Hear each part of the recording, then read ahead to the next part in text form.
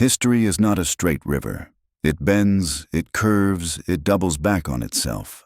And sometimes, a single moment of convergence, a man, a movement, a crisis, redirects the entire flow of civilization.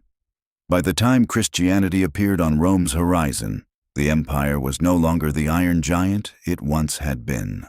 The roads still glimmered in the sun, the legions still marched, the marble temples still impressed the passing traveler. But beneath the surface, Rome trembled like an old lion trying to hide its wounds. For nearly 3 centuries after the crucifixion of Jesus, Christianity lived on the margins. It grew quietly, without armies, without political power, without temples of grandeur. It survived in kitchens, in courtyards, in whispered gatherings before dawn. It lived in hearts long before it lived in churches.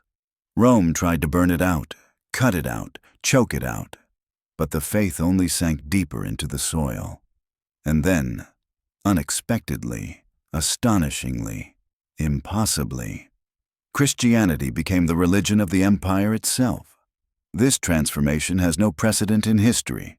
No persecuted minority has ever become the ideological backbone of the very power that tried to annihilate it, except the Christians.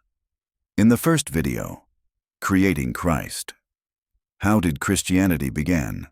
We explored the idea that Rome might have shaped early Christianity, whether deliberately, politically, or unconsciously, in an attempt to pacify rebellion, particularly among the Judeans who had resisted Rome for generations. Whether that idea is true or not, one thing is undeniable. Empires use religion, and religions use empires. Now we step into the next chapter.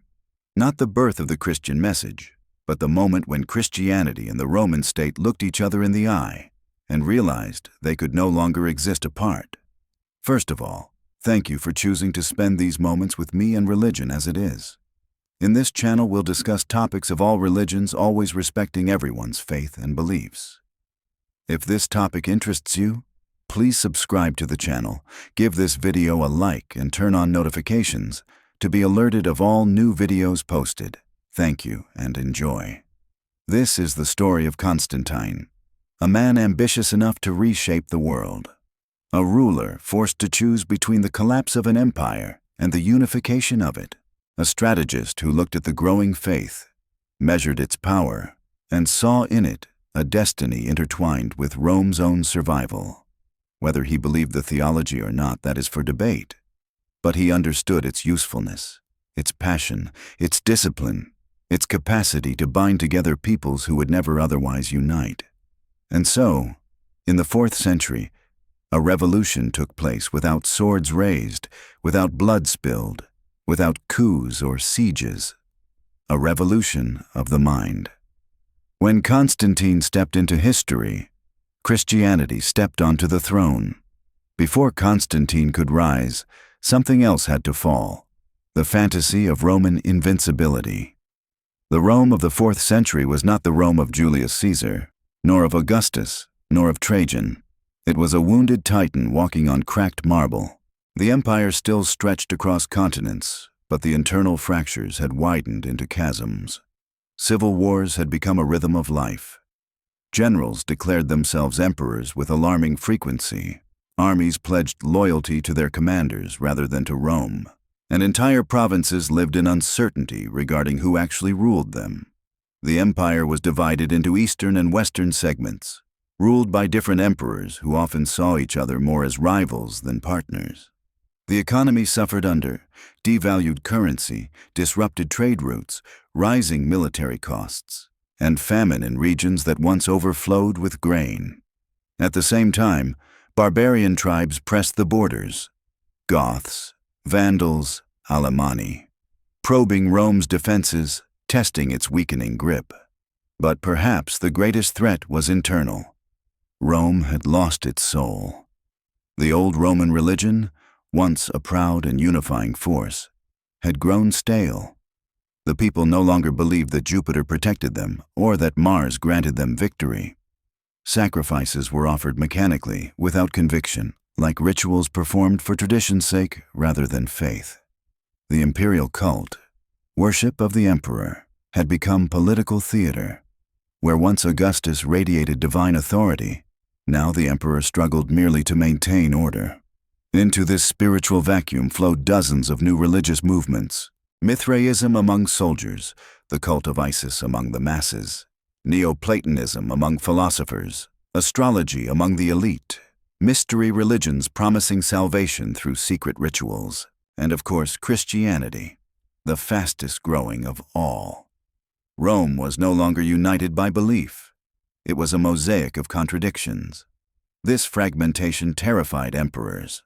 A state without a shared identity is a state on the verge of collapse. But the most profound instability came from the place Rome least expected: the prisons, the arenas, the homes of artisans and slaves. The Christians, people who refused to bow to the imperial cult, people who preferred death to compromise, people whose growing influence Rome could neither ignore nor suppress. Christianity's rise was not an accident. It was not luck. It was not merely a theological message. It was a social force, a psychological force, a cultural force, a moral revolution. Imagine for a moment being a poor woman living in the slums of Antioch, or a soldier far from home posted in Gaul, or a slave in Rome with no legal identity, or a grieving parent who just lost a child, or a philosopher disillusioned by the emptiness of Roman rituals. Christianity offered something radical: a God who cared, a community that embraced you, a meaning that could not be taken by illness, war, or poverty, a promise of life beyond death, not reserved for elites, but for everyone. This was unheard of. Christianity spread for several reasons. 1. It offered equality, not political equality. Rome would never allow that, but spiritual equality.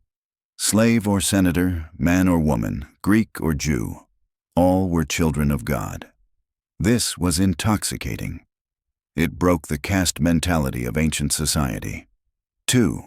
It provided community care Christians organized, food distribution, aid for widows, support for the sick, burial societies, emotional and practical networks. In times of plague, when pagans fled cities, Christians stayed and nursed the sick, often dying with them. This sacrifice won admiration and converts. 3. It created a moral identity stronger than fear. Christians refused to worship the emperor, an act considered treason. Rome expected people to beg for mercy. Christians walked into the arena singing. No empire understood such courage. Many Roman observers were horrified and impressed. Tertullian famously wrote, "The blood of the martyrs is the seed of the church." He was right. 4. It crossed ethnic and geographical borders effortlessly. Unlike Judaism, which was tied to a specific people and land, Christianity adapted to every culture. It translated itself. It absorbed and transformed local traditions. It became a truly universal faith. 5. It appealed to the educated. Far from being anti-intellectual, early Christianity attracted thinkers, historians, and philosophers. The writings of Origen, Clement of Alexandria, and Justin Martyr reveal a sophisticated intellectual tradition capable of competing with Greek philosophy. When we look back at Constantine, we should first set aside the legends that make him larger than life. Then put them back on the table, carefully. He was a complicated man: soldier, courtier, strategist, father, believer, perhaps, and politician. His upbringing and early career prepared him to read the imperial game with a rare clarity. He was born into the machinery of power. His father, Constantius Chlorus, was a cavalry officer and later a Caesar, an insider in the complex dynasty politics of the late 3rd century. Constantine's youth was spent in imperial circles where power was both learned and witnessed. The shifting loyalties, the whispers of assassination, the sudden rise of generals.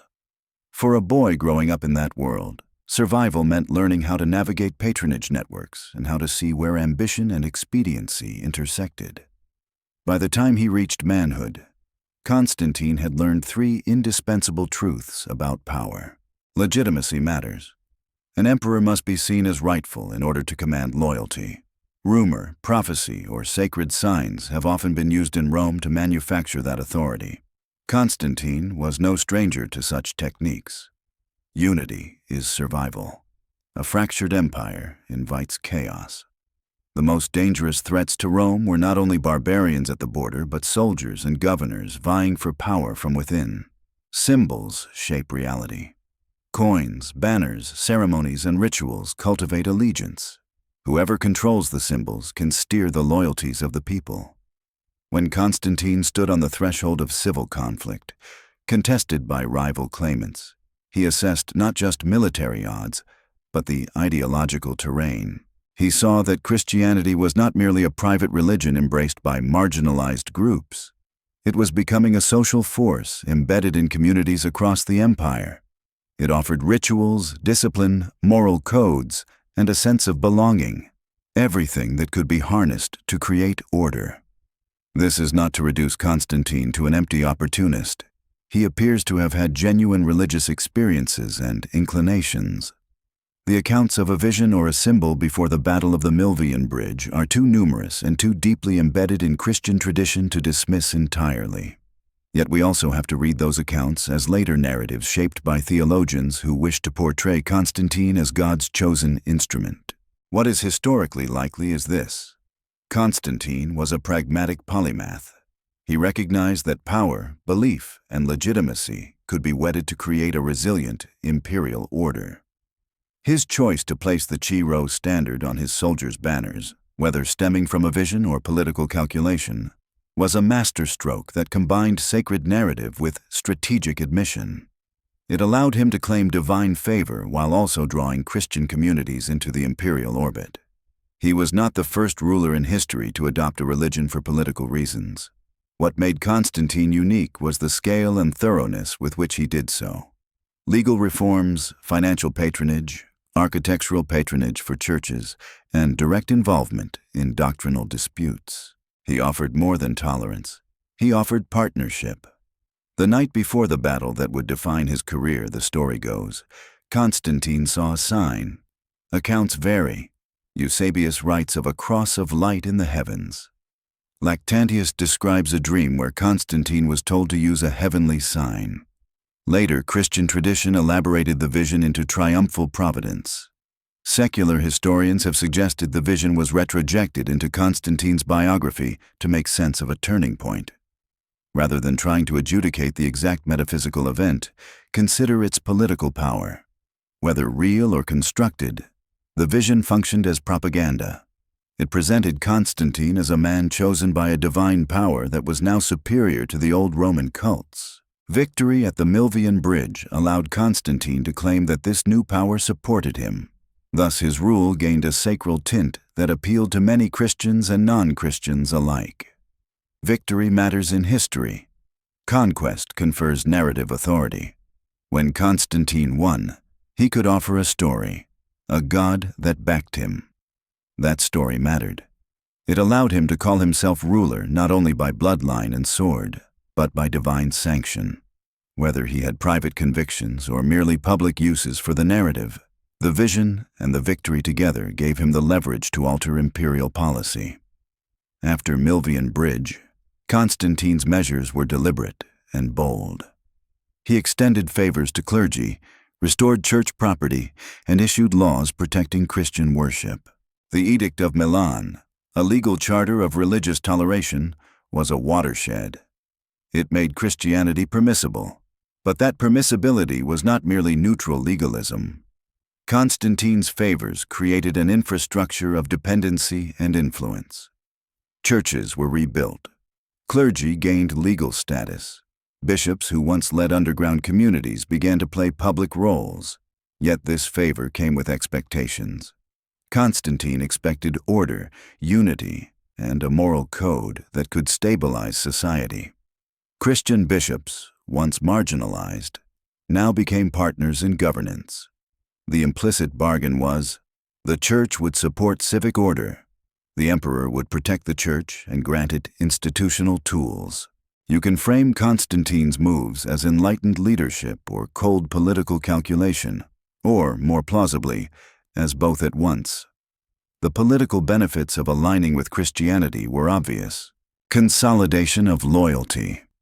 The church's networks could be used to disseminate edicts, encourage tax compliance, and mobilize local support for imperial policies. Civic discipline. Christian moral teaching, with its emphasis on charity, temperance, and obedience, could be harnessed to reduce civil disorder. Cultural coherence. A single faith with shared scriptures and creeds can build a common identity across diverse peoples. But there were deeper, less instrumentalist motives as well. Constantine may have truly perceived in Christianity a metaphysical truth whose personal force changed him. The nuances of his inner life are lost to us, but the external record shows a man who patronized the church not as a mere foreign policy asset, but as a cultural foundation. Observe his actions. He funded basilicas, gave privileges to clergy, used Christian imagery in public iconography, and directly intervened in ecclesiastical matters. He went further than simple tolerance. He invited Christianity into the heart of imperial life. Even those skeptical of his sincerity must concede the scale of his commitment. He did not merely legislate, he invested, he endowed, he built, he intervened. And he did so because the political payoff was tangible, but also because the human stakes were real. An empire was fraying, and Constantine sought a durable solution. At the same time, Constantine had to manage the backlash. Pagan elites were not eager to see their world vanish. He tried to navigate both worlds, keeping certain pagan rituals publicly honored while promoting Christian institutions. This balancing act shows someone who understood the delicate art of statecraft, not a zealot enforcing monolithic belief, but a manager of transition who relied on compromise and administrative subtlety. The Edict of Milan did more than calm immediate tensions. It reframed the church as a recognized and respected social actor. During the following decades, Christian leadership became an asset for imperial governance. The bishop's authority could be called upon to arbitrate local disputes, to preach civic virtues, and to provide social services. In many ways, the church became the empire's moral bureaucracy. This fusion of power and piety reoriented Roman culture. What used to be local cult practice or philosophical discourse became state-building materials. The church offered language, ritual, and moral scripts that could be repeated across vast territories, precisely what an empire needs to hold together. When Constantine summoned the bishops to Nicaea in 325 CE, he was not merely convening a theological discussion, he was rearranging the architecture of the Roman world. Rome had seen councils before, gatherings of generals, senators, provincial administrators, but never had a Roman emperor gathered hundreds of Christian leaders under the imperial roof to decide the fate of doctrine. The Council of Nicaea was both a political experiment and a spiritual earthquake. Imagine the scene. Bishops from far corners of the empire, many scarred from persecutions under Diocletian, now walking into an imperial palace under the personal invitation of the emperor himself. Soldiers lined the halls, imperial banners fluttered, and in the center was Constantine, clothed in purple, radiating the authority of Rome, yet speaking with deference toward the bishops he once could have ordered into exile or execution. That inversion of power, the emperor honoring clergy, marked a turning point. It signaled that Christian authority was no longer a fringe voice in the empire. It was entering the bloodstream of political life. Arius, the presbyter whose teaching sparked the crisis, argued that the Son was created by the Father and therefore not co-eternal. His opponents insisted that Christ was of the same substance, homoousios, with the Father. This may sound like semantic hair-splitting, but to ancient ears it was the difference between a coherent faith and a fractured one. More importantly for Constantine, it was the difference between unity and chaos. A divided church meant a divided populace.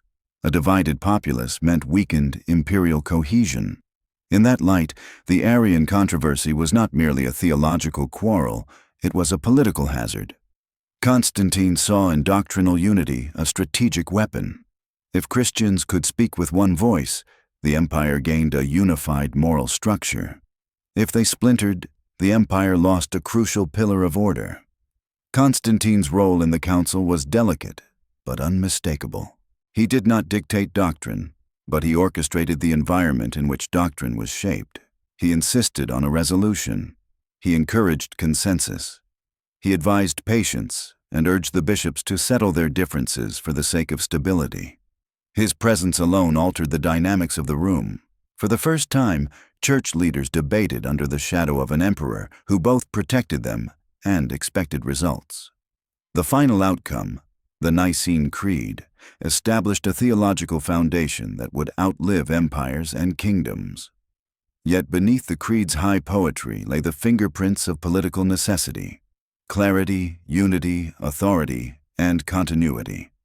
Constantine wanted a faith strong enough to anchor the empire. Nicaea delivered exactly that. In the years that followed, the Nicene formula became more than doctrine. It became policy. Bishops aligned with the creed gained imperial favor. Those who resisted found themselves exiled. This dynamic created an unprecedented partnership, the emperor enforcing theological boundaries, and the church providing spiritual legitimacy to imperial rule. For Constantine, orthodoxy was not merely a path to religious truth, it was a blueprint for governance. For the church, imperial backing turned theology into law. From this point on, Christianity would no longer be a persecuted minority fighting for recognition. It would be a partner in the business of empire. By the time Constantine died in 337 CE, the Christian movement was no longer the fragile, persecuted minority it had once been. Flames of resistance still smoldered in some corners of the empire. Pockets of pagan devotion, philosophical schools tied to the old gods, and Roman traditionalists who saw Christian ethics as a softening of the imperial spine. Yet something irreversible had begun. Christianity was not the official religion yet, but it had gained momentum, protection, and, most significantly, imperial precedent. Constantine had opened a door that no emperor after him could close without enormous risk. What began as political calculation was slowly becoming the empire's cultural bloodstream. Constantine's sons, Constantine II, Constantius II, and Constans, inherited not only a vast territory, but also their father's delicate religious balancing act. Each had his own leanings, often favoring one theological faction over another, especially in the lingering Arian controversy. These shifts in imperial preference destabilized the church at times, but they also cemented a new principle. Christianity had become part of the imperial apparatus.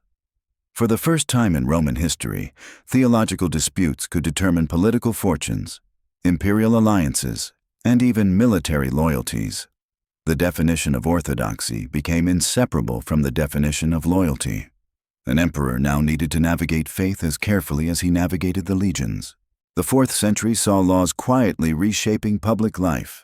Pagan sacrifices were discouraged, temple funds were restricted, Christian clergy were granted tax exemptions, bishops began to influence local governance, and the imperial court increasingly reflected Christian sensibilities. The temples of the old gods did not fall all at once.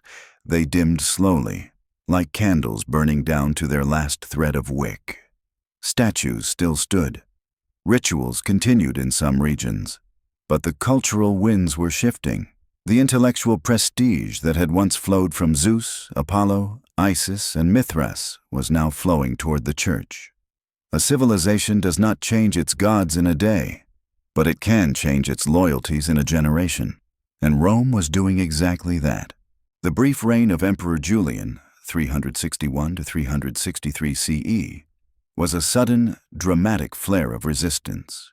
A philosopher trained in Neoplatonism, Julian attempted to restore pagan worship, reinstate traditional priesthoods, and reduce Christian influence. Yet his revival faced an unexpected challenge. The empire had already shifted beneath his feet. Christianity had taken hold in the army, the bureaucracy, the cities, and the countryside. Even when Julian tried to strengthen paganism by imitating Christian organizational structures, it was too late. Rituals can be revived, but momentum cannot. Julian's death in Persia ended the last serious attempt to reverse the Christian tide.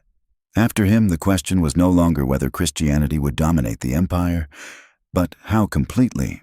In 380 CE, under Emperor Theodosius I, Christianity crossed the final threshold. With the Edict of Thessalonica, the emperor declared Nicene Christianity the official religion of the Roman Empire. The words were clear and sweeping. All peoples under Rome were to hold the faith, passed down from the apostles, and interpreted through Nicene bishops. This was not merely a religious proclamation. It was a statement of identity. Rome, for the first time in its 1,000-year history, defined itself not by citizenship, not by language, not by military might, but by a creed. Theodosius moved decisively. Public sacrifices were banned, many temples closed or repurposed, pagan priesthoods dissolved, heresies prosecuted, and bishops became key political brokers. To a world accustomed to Jupiter and Mars, this was not simply a change of ritual. It was a reprogramming of the symbolic universe. The old gods faded into memory. The Christian God became the architect of imperial destiny. By the end of the 4th century, the Roman Empire was inseparable from Christianity. The emperor was the guardian of orthodoxy. The church was the moral backbone of the state. Bishops were spiritual judges and political advisors. The cross, once a symbol of shame, became the emblem of imperial power. What Constantine began as a strategy, Theodosius completed as a transformation. The empire had adopted a faith that once sought no throne, and that faith, in turn, reshaped the empire's soul. Rome had not simply converted, it had been reborn. By the end of the 4th century, a transformation had occurred so vast, so improbable, that earlier generations of Romans would have considered it unimaginable, even absurd. A movement that began with wandering preachers in Galilee had become the ideological backbone of the greatest empire the Western world had ever known. And the empire, in adopting that faith, had reshaped it, systematized it, institutionalized it, and turned it into an engine of unity and control. This union, between Rome and Christianity, did not emerge from a single moment, nor a single emperor, nor even a single intention. It was forged through fire, debate, political necessity, spiritual hunger, and the slow pressure of history. What Constantine began, Theodosius solidified. What early bishops preached, councils codified. What persecuted believers defended with courage, imperial scribes crystallized into orthodoxy. Yet beneath the sweeping narrative lies a deeper question. Why did Christianity prevail? Why this faith, and not the dozens of others that flourished in the Roman world?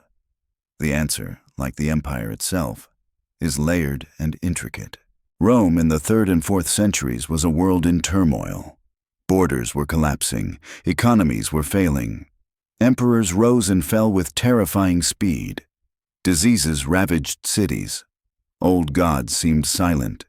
Traditional rituals felt disconnected from the realities of fear, loss, and uncertainty that defined daily life.